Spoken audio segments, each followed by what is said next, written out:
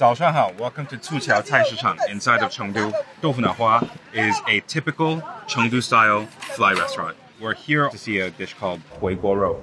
Lunch rush is in full swing, so for us to get more food, you just gotta do what we gotta do. Here's the line.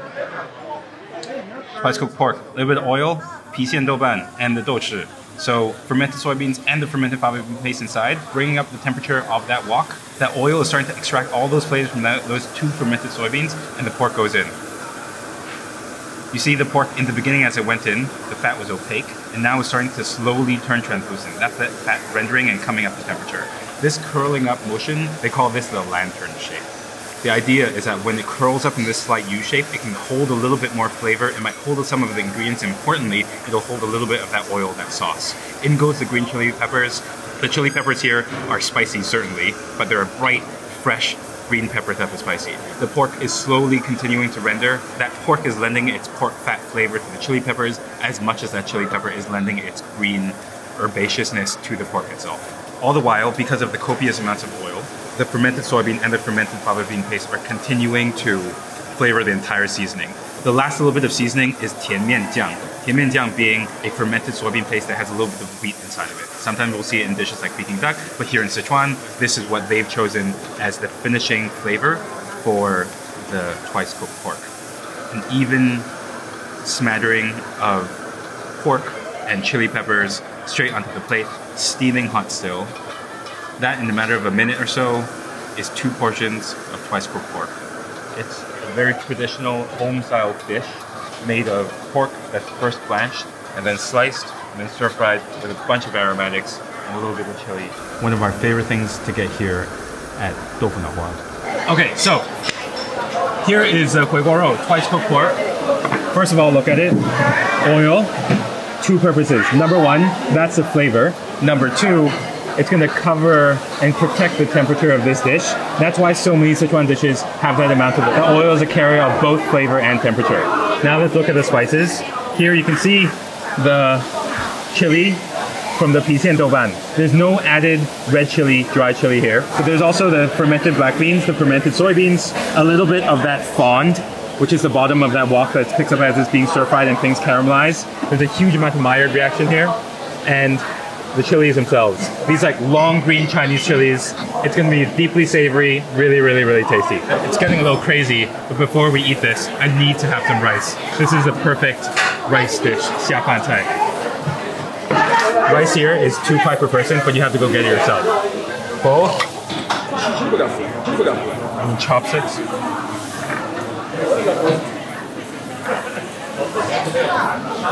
Don't be shy about the rice because that's what this food is here for. 开心吗？我们香港刚开始吃川菜的时候就是吃这种菜。对啊，这种菜其实是什么味型的？是辣味加点咸鲜那样吗？它这个是正宗的，应该是蒜苗，因为这个季节没蒜苗了。哦，正宗是蒜苗。那蒜苗是什么季节的？蒜苗是冬天呀。冬天的。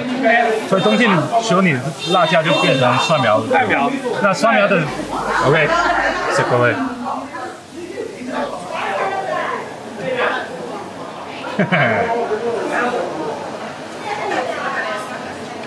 真的是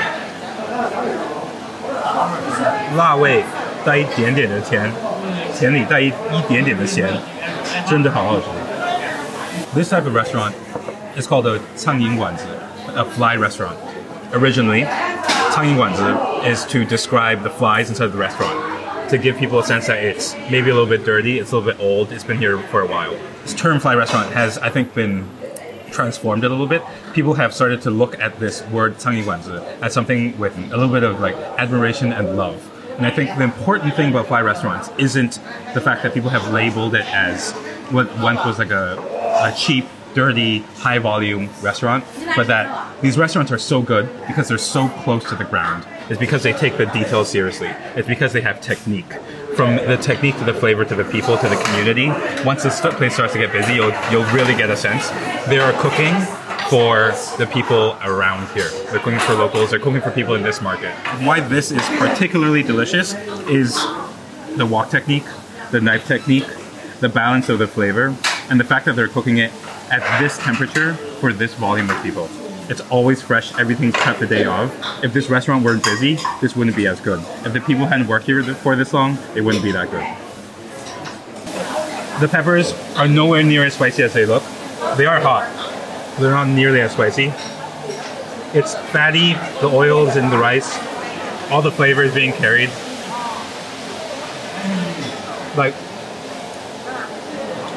one of these things that us chefs are so excited about is this idea of depth of flavor, which is that when you eat something, that flavor kind of stays with you, and it feels like it sinks and then it envelops your body. That's what the fermented beans do.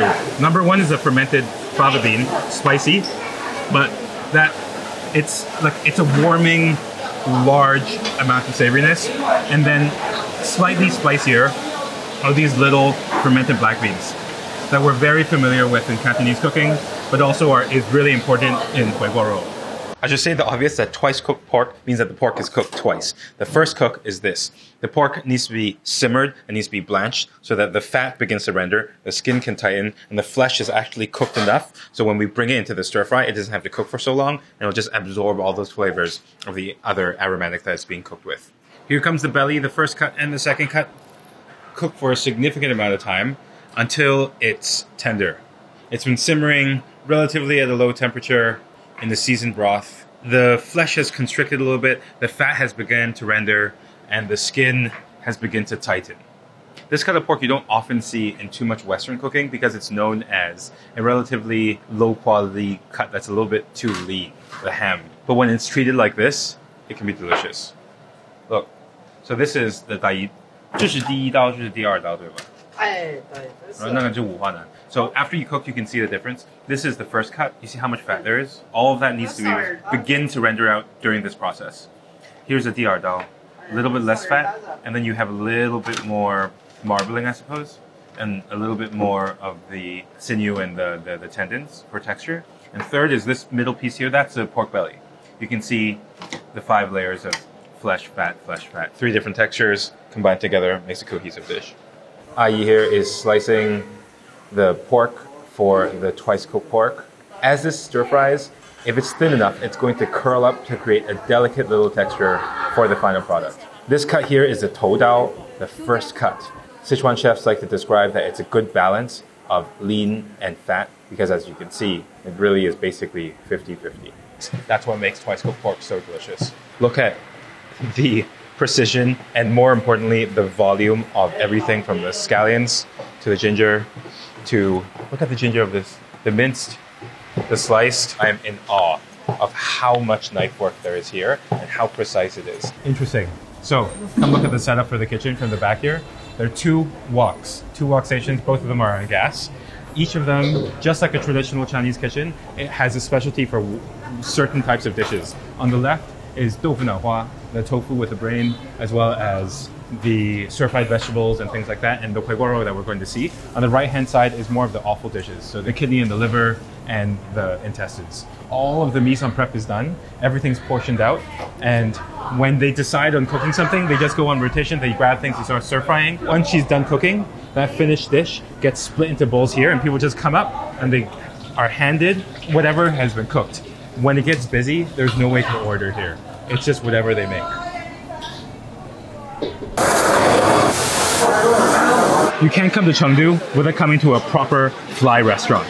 And despite the connotations around that name, what we've seen today is high technique, really precise cooking, good people cooking good food for the people around them, ingredients treated well, and overall just a delightful, genuine, authentic, I'm gonna say, eating experience. On to the next.